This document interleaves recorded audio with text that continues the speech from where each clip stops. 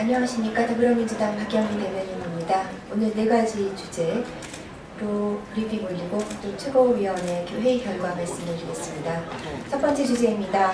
사드 배치 강행하는 황교안 권한대행의 월권. 황교안 대통령 권한대행의 월권이 극을 치닫고 있습니다. 정부의 기습적인 사드 배치 강행은 브레이크 없는 자동차를 보는 것 같습니다.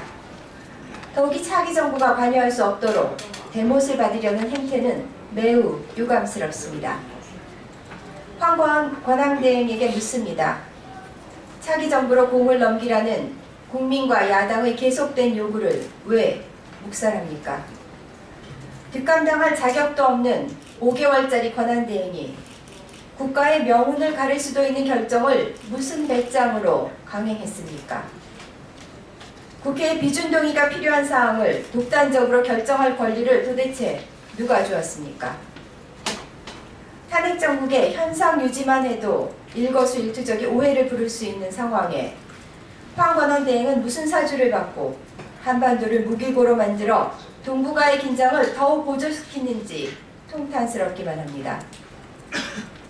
황교안 권한대행의 사드 알바기로 중국에서 우리 기업들의 경제적 피해와 교민들의 안전은 말할 것도 없고 한중, 한러 외교를 되돌릴 수 없는 상황으로 몰아가고 있습니다.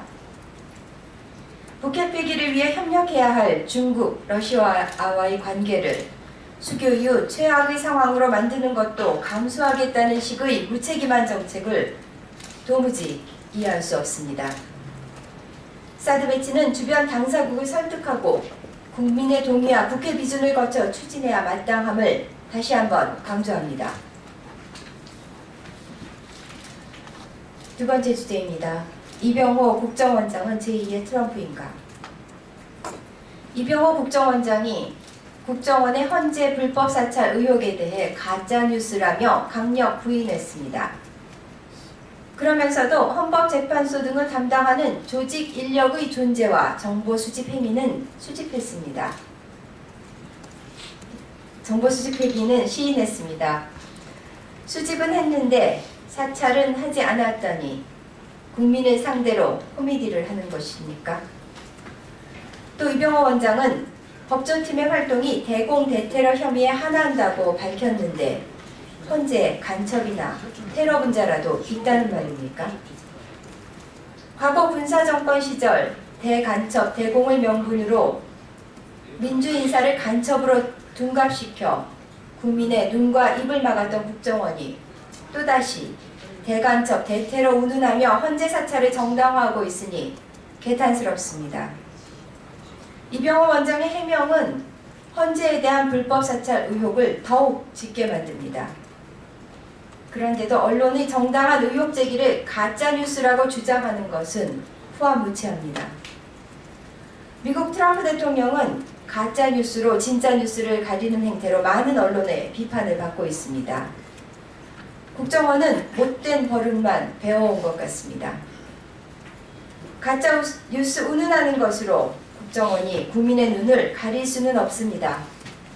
더불어민주당은 국정원의 헌재 불법 사찰 의혹에 대해 더욱 적극적으로 진상규명에 나설 것을 분명히 밝혀둡니다. 세 번째 주제입니다. 잘못했다며 죽을 죄 지었다던 최순실은 어디 갔나? 사익의 뜻이 언제부터 바뀌었습니까? 어제 법정에선 최순실이 사익을 취한 적 없다고 주장했다고 합니다. 어디서 많이 들어본 말입니다.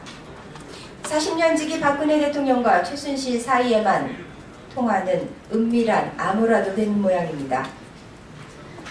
박 대통령 심판의 날이 코앞에 다가온 상황에서도 내내 모르쇠로 일관하고 있는 최순실은 급기야 어제 특검법이 헌법을 위반한 법률이라며 헌재에 위헌법률 심판 제청까지 냈습니다.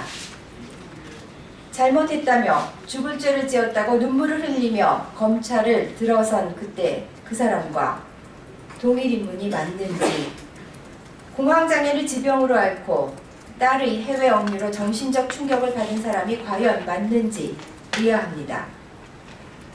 반성의 기미는커녕 어떻게든 빠져나갈 방법을 찾아보려고 잔머리를 굴리는 최순실의 꼼수가 이젠 놀랍지도 않습니다. 헌재의 탄핵 인용 결정이 내려지면 빠른 속도로 대선 국면에 접어들게 될 것입니다. 하지만 청산하지 못한 역사는 두고두고 현재와 미래의 발목을 잡는 법입니다. 새로운 대한민국을 위한 과정인 만큼 대선도 중요하지만 박 대통령과 최순실에 대한 철저한 수사와 심판이 후순위로 밀려서는 안 될 것입니다.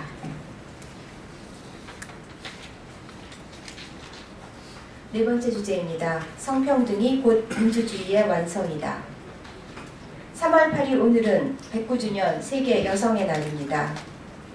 세계 여성의 날은 109년 전인 1908년 미국의 15,000여 여성 노동자들이 정치적 평등권과 노동조합 결성, 임금 인상을 요구하며 벌인 시위를 기념해 유엔이 제정한 날입니다. 100년이 넘는 시간 동안 여성들은 단지 여성이라는 이유만으로 억압과 차별 속에 힘든 삶을 살아왔습니다. 100년의 시간이 흐른 지금 여성의 삶도 많이 나아졌지만 성차별은 여전하고 성평등은 요원한 과제입니다.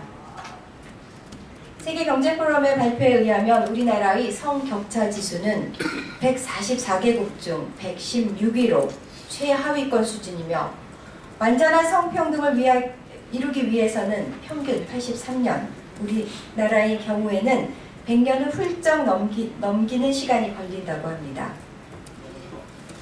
정규직과 비정규직 간 임금 격차, 그리고 비정규직에 몰려있는 여성 노동자의 현실을 고려하면 여성은 같은 일을 해도 남성이 100만 원을 받을 때 60만 원밖에 받지 못하는 것이 현실입니다. 결혼, 임신, 출산, 육아를 거치면서 당연한 듯 경력 단절을 겪어야 하는 것은 물론 가사와 자녀 양육의 책임은 여전히 여성에게 씌워져 있습니다. 성차별이 엄전한데도 역차별 논란이 벌어지기 일쑤고 여성 혐오까지 보태져 안전을 걱정해야 하는 대한민국 여성들의 현실이 결혼과 출산을 기피하게 만들고 대한민국은 초저출산 국가가 되었습니다. 성별과 같이 선택할 수 없는 차이로 차별이 이루어져서는 안 됩니다. 새로운 대한민국은 완전한 성평등에 다만 1년이라도 앞당길 수 있는 성평등한 정부가 필요합니다. 성평등이 곧 민주주의의 완성입니다. 네, 최고위원회 회의 결과 말씀드리겠습니다. 오늘 최고위원회에서는 홍보위원장에 한정혜 강서벽 국회의원을, 부위원장에 박경규 에드넷 CS 대표를 임명했습니다. 이상입니다. 감사합니다.